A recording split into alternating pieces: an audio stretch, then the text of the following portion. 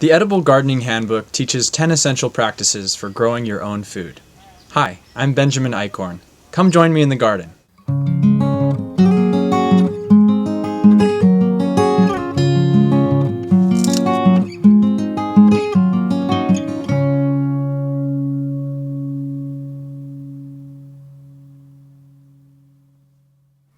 To weed the garden is to remove unwanted plants from the soil. Believe it or not, weeding is an art. Timing is everything when it comes to weeding. Pulling weeds before they make seeds and reproduce is crucial to successfully weeding your garden. Spring is the ideal time for major weeding projects as the ground is still soft and the weeds have not yet reproduced.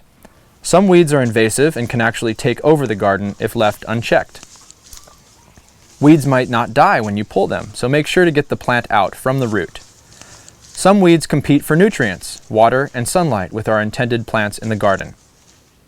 The materials and tools you will need for weeding are hand weeding tools, long-handled weeding tools such as a traditional hoe, a hula hoe, or a shovel.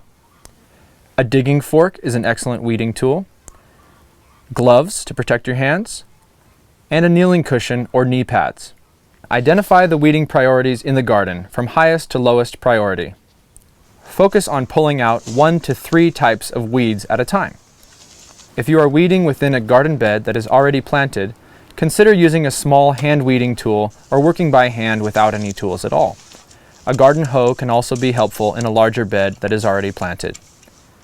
If you are working in an area of the garden that is not planted, a digging fork is the best tool for the job, as you can use its tines to dig out the roots of the weeds. Take all the weeds to the compost pile and layer them in with manure and straw. All plant material is useful as long as there are no seeds in the weeds and the roots will not regrow. Cover the soil with mulch to prevent weeds from growing back.